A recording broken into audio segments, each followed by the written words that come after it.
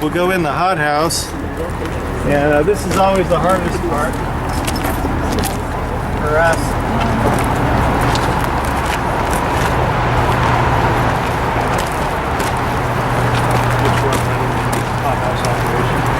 Yeah, it's tough. Sometimes you get really nice plants, and all of a sudden everything goes south on you, and you'll have mildew or issues, and you'll pull your hair out. You know, because when you lose a crop in here, that means a week out there you're not going to have anything. You got guys that you got to keep busy, and you can't delay them off or say, "Oh, no work today." You know, you still have to. And what's bad is when they get stunted in here and they don't grow the way they should, then they all come in at once. You know, you'll have 2 crops hit at once if they get stunted, and then they come in later. And then your customer's screaming, you know, what am I going to do with all this cauliflower, you know? What are you doing out there, you know? And you're getting this attitude, and you can't tell them anything because, you know, they don't grow and they don't understand it. You can explain till you're blue in the face, and all they care about is what their customers tell them. So yeah, that's the hothouse. Is that for tomatoes? And yeah, we'll put them in there. Usually I have my fans on. This is where we fill up. These are 200 trays, and we use this for almost everything: broccoli, cauliflower, lettuce, and so we fill them up from in there. There's not a lot of organic matter in this mix here, and so we're going to start bringing in a little bit of compost from our pile and incorporating it to see if we get a little something going, because our plants have been suffering in the last few weeks. Doug? But, what was the dust out there in the buckets? that was from the little experiment. That was from the back of our new machine. That dust is sitting up there because it grinds everything so fine. So we decided to put some in buckets and try it out. You know, different applications. See what it'll do. Yes. I've been making soil all the time. Yeah. That's what the whole thing is. This whole thing is like that. This here is Yeah, under the... I think they're heating coil.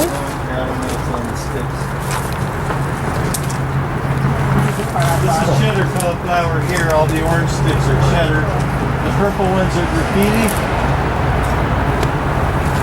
And this is a 7-day planting, and then another 7 days we'll do it again, so not everything hits at one time. We're trying to keep doing it. And our plants are growing really well in here. As you notice, there's a lot of shade here. Well, we didn't have a lot of shade when we first started this thing. The trees are small, and so I had to put the lights in here. Hey Doug, I see like the drip line underneath here. Yeah, you know what that's those are heater coils for like in the early winter. When we start up in here, it's too cold. So like a little radiant heat. Yeah, just to help it out. We don't use it once it starts getting warm. We don't need it anymore. Yeah, it looks just like that underneath here. It doesn't look that cold here. No. Jason uses this to head Yeah, start on if his they stay too tomatoes. shady in here, you don't use the lights at night, they can get a little spindly. So,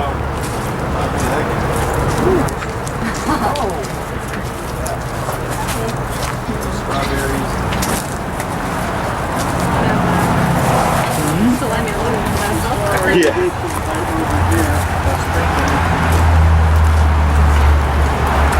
That's when we bring the plants out.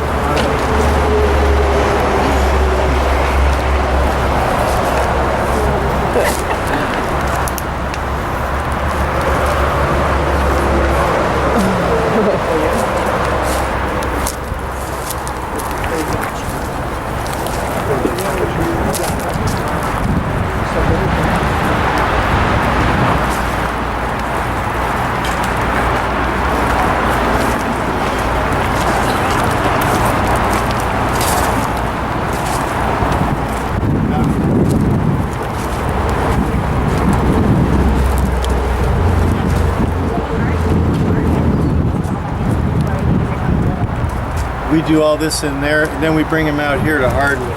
And what we do is those trays, we have a metal tray with like a vacuum cleaner on it in the bottom, and it's got the 200 holes that correspond to the tray, and you just rock it around, and they all stick on the holes, and you flip it over and shut it off, and they fall exactly. Yeah. I've seen Just that. you guys, So cool. yeah, Those are cool. they're pretty common. You can almost make your own, but to get the drill bit, like we tried that one time, we didn't. We buy it. But there's different size seed though. On the cauliflower, there's a number 9 and a number 4 that they sell. So you know, be sure when if you were to use a system like that, where you're filling trays for, say you're doing it for production, be sure and get either both trays, or so when you change over or whatever, that you have the right one. So you don't get stuck, because it'll take 2 or 3 days to ship it out here from Carolina or wherever they come from. And in the meantime, every day counts in this business, so we're late. This here, we run these to put tarps over them in case we're going to get hail or really bad rain or something. We really cover them up. We've got the option here to throw something over them. We had hail last couple weeks ago. So. Do you transplant the babies into larger We could do that. containers? No, we'll let these grow a little bit. We'll drop them right into the transplanter in the field. Just like this? Just like that, yeah. They'll get hard. You leave them out here to harden, and then they come up. Oops. And so taking them from the trays to how do you do to the transplanter? We've got a mechanical transplanter. Sometimes I'll get the air hose on the bottom of these, and I'll just blow them a little bit to loosen up the plugs. But usually they'll release just with water, and before we take them out there. And we have a release Nutrimix that we use on it to give them a boost when we put them out into the field. Now, so we'll put that on the plants, and usually that'll loosen up the plugs enough to take them out when you're transplanting. You just pull. Yeah, you just wiggle them a little bit, and they come right out, and you drop them. The transplanter, we can look at it. It's like a chute about like that. It's a turret that goes around. You just drop the plants in there, and it spaces them whatever you set the machine up for. 7 inches for broccoli, or for 5 inches. It And, does to put it down in the soil and then. Yeah, separate it actually drops down a chute, and the chute opens the ground up, and it falls just right. And then there's another kicker plate that runs the little plug out, and it the soil wraps around it. And yeah, too bad we're going to be planting out there, I think, tomorrow.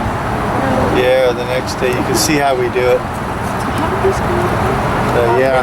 Doug, at what point do you take them from the greenhouse out here? Yeah. I might have missed that part. Usually after they get probably about a little bit smaller than this, Okay. Yeah. we take them out. Yeah, sometimes we transfer them from there over into that one over Yeah. there, and then from that one we bring them out here. That hot house there. Yeah, we always seed and we start them in there, and we bring them out here. Is it the soil mix that you're using that makes it easier for them to just pop out, that it's a particular soil mix? It probably does. If you put the vermiculite in there, it probably helps it to come out, but not really. So do you Pull it make? up on here. They've got a jig that you could buy where you set these on there, and it's got, if you look at the bottom of the tray, see it's got holes in the bottom, and you can set it on there, and it's got little spikes, this tray, and it actually kind of pokes them out a little bit. So if the guys are having trouble planting them, where they're snapping them off, the plants off, then you definitely want to unplug them and release them. And it does happen. It's terrible. Do you reuse the trays? Yes, as much as we're lucky to get maybe 3 out of them. I bought some. I think these are one of the more sturdy ones that I bought. I kind of upgraded, and the frames are a little bit harder. They cost a little bit more. And but you can reuse them a couple more times. You guys are rough with them, and you got to work fast out there. You can't play around, because you got to get them out and get them off your lap and move on. So So do you do any amending of your seeding mix, or does the vermiculite just go on top? You know, there's a big theory about it, and I know the rep at Johnny's, John Bauer, he swears just seed it, put vermiculite only on top, and that way he says it's better for disease. They don't stick to the vermiculite. And it absorbs the water and holds it, and your seeds go, your roots go down, and they adhere really well. And that's how a lot of growers. I had bad luck one day. I lost almost the whole hothouse. I did that, but I think it might have been another problem I might have had. Maybe it was too hot, and I didn't get the temperature down fast enough. I just put those in year before last, the fans, and there's a thermostat in there that controls the temperature. So the fans and the shutters come on. So I got a little bit more control over that one now than I had in the past when I tried that. And I'm tempted to go back to it, to give it a try with the vermiculite. They say that, it might eliminate some of my I'm having issues out here. And I'm not too happy with these at all. And you can see the germ is not very good. Some of the broccoli we use was like 99% germination, which is great. And this stuff here is only, I think it's probably 95. But looking at it, it's horrible. You can see a lot of them missing. I'm lucky to have 85%. Which is it's not very. Not very good. I believe this variety is Marathon on this particular variety of broccoli. But things don't always grow the way you want them to. And we had our last few plantings were just gorgeous. And Have you tried the broccolini? yeah. How is that? It's very popular. I planted that 2 years ago, a couple rows, but I didn't research it. And you need a different packaging in order to sell it. Yeah. And we picked broccoli. It's like maybe one pass or two passes through the field, 3 passes at the most. This stuff, you got to keep going over and over and over, and you have to rewater. You have to refertilize sometimes, and it ties up your ground. You want to disc this stuff, get it going, and get ready for your next crop. So if you're going to grow it all in one area. And be sure you have your packaging for it. And that's why it's so expensive, because you have to do all this. Then you're always snipping it. It's kind of like you're snipping off pieces of it and bunching it. And the labor, it's real labor intensive to bunch it. The bands, the whole thing. I didn't know. I just thought, oh, hey, everybody's like, grow broccolini. It's, oh yeah.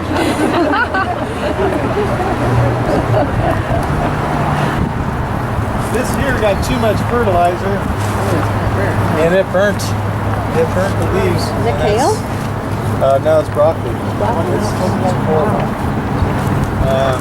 So what they did is, some fertilizer you need to water it off right away after, and the nutrient mix you shouldn't have to.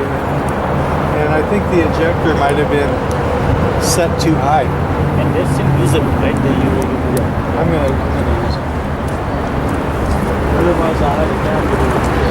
Those are actually newer than these. Oh. Which is scary. And they look a lot better. Oh yeah, this is so disappointing. And what are these peppers? Got a lot of different things going on. It's like a flower. These are for the garden, a lot of this stuff.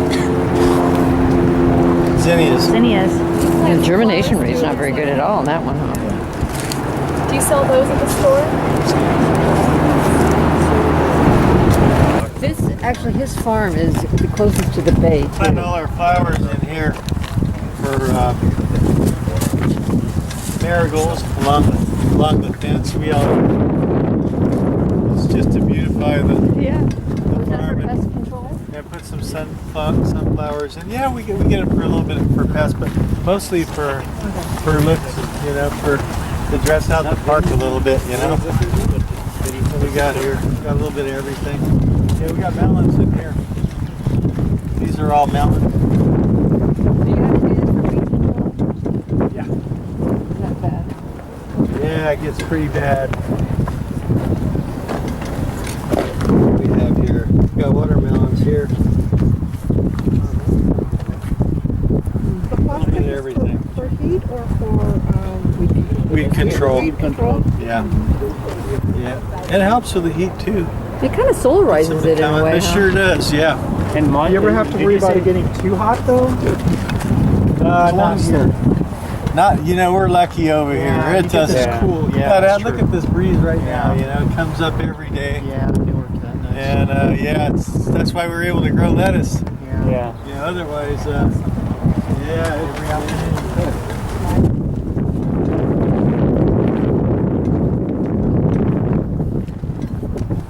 And so do you have Another melon. drip underneath the plastic? Yeah. Okay. Yep, we run our tape underneath the rod. Sierra Blancas, here's our white onions. And a rogue tomato. And we grew There's some volunteer. Yeah.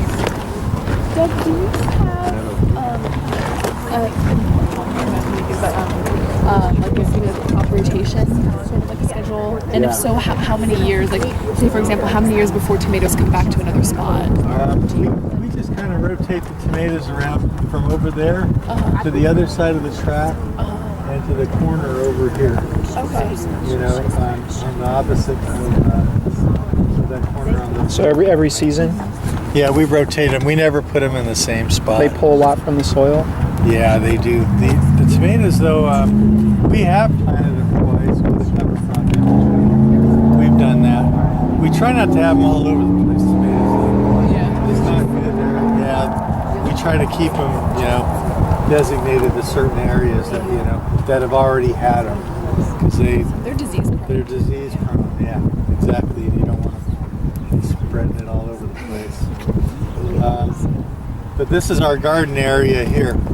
And so we'll rotate. We've got squash probably going in here. We have some empty rows right in the center. That we keep close to the stand, you know, just for the stuff to the stand.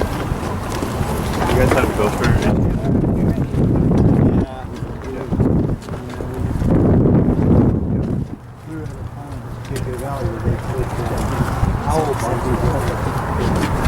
So yeah.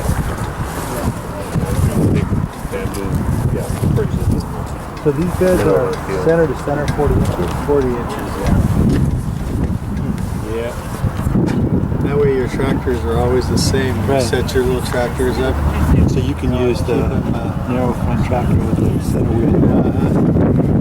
Yep, we go over and just right. Or in our planter, we've got another one that goes 80, and we use it for planting beans. It's called a cub. And it'll go, it's 80 inches. And you can plant juniors on it. It'll plant 2 rows to the bed. Or just 1 row. If you want to set one up, planter up for that for beans. All of our green beans and tomatoes, we use that. And these here, we don't have anything. We're just solarizing it. We're going to be doing that a lot. I'm going to get some plastic on those beds over there and just keep the plastic on it to keep the weeds. You know, solarize the weeds to keep them from coming up. You know, or killing them. Let the plastic off. Let them grow. You know, just keep working them a little bit. Just work them low, not deep. Don't. If you rototill them deep, you just bring up all that seed. You know, and you're forever. You know, you're forever with the weeds. It's better to just cut. You know, just go down a little bit. You know, it's a hard thing to tell the guys. They want to get the rototiller out. You know, every chance they get. You know, it's better to just use the hoe. Let the weeds come up like so. You know, use the hula hoe. You know, and just cut them. Just get them with that really good. Just really shallow. You know, then just keep bringing them up. By the time you're ready to plant the bed, they've all worked their way out. All the weeds have already. You know, then you have nice. You know, put cilantro in there. You could broadcast it, or plant in rows, and you don't have too many weeds. You know, you just have it. You know, all crop. So you're pre-irrigating and then using the machine you showed us. Yeah. And then you're also solarizing. Are you doing What he's select doing- practices well, in select what he's areas? doing right now, Anthony opened up the rows over there. Oh, right. And yeah, he'll open up the rows all the way across to make beds like this. Then we'll have the bed shaper go over and shape them. But we'll usually leave them just listed like that rough over there. And we shouldn't have such ribbons, you know, coming up like we have over there. And it's because we're trying to get in there too early because we got to plant soon. We had that rain. We got caught by that rain. And we didn't have enough beds open already.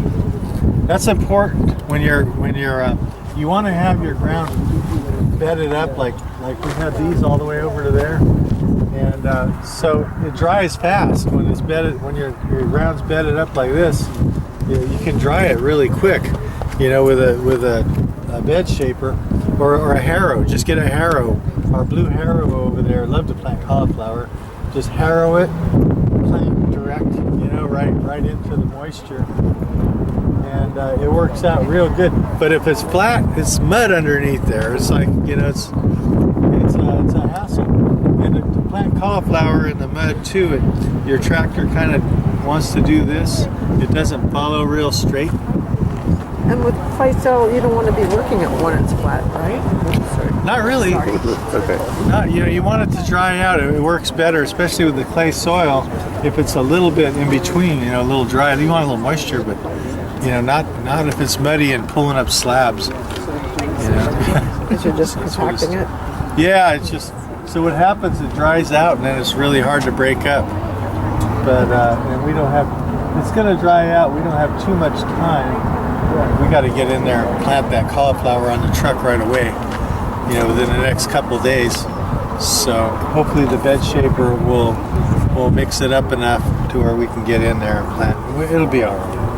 How do you deal with gophers and squirrels? We bait the squirrels along the tracks over there. It's far enough away from our field. I don't have too many squirrels on this side over here. Mostly on the other side of the road. Oh, they're a real nuisance. You can't shoot them when you're near the park. Or are you able to? No, he doesn't shoot. No. Hardly ever. Oh, man. Yeah, my nephew and we go out late at night. Shot. Yeah. Now the squirrels are tough. Yeah, that's a problem. The gophers, you got cut traps. You know, that's about all we can do, as much as we can. If you set them good and you know how to do it, get them in the hole. That works pretty good. It's always a problem in the garden over here. They start coming out from the field here too. You'll catch them once in a while. My dad's good at that. He's the gopher guy. Yeah, these here, I think we're saving these beds for squash. Yeah, we're always, we're putting more squash in. We got some eggplant, I believe, over there.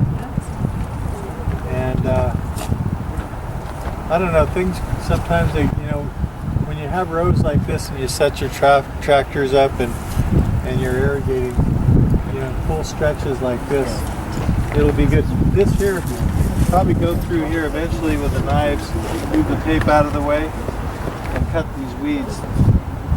You cut the weeds and it'll, it'll be less. When the crop comes in, you can tell the difference between the two. If we're not putting in transplants, sometimes we'll have transplants in the yard to plug, but most of the time we grow our squash direct seed. I know everybody kind of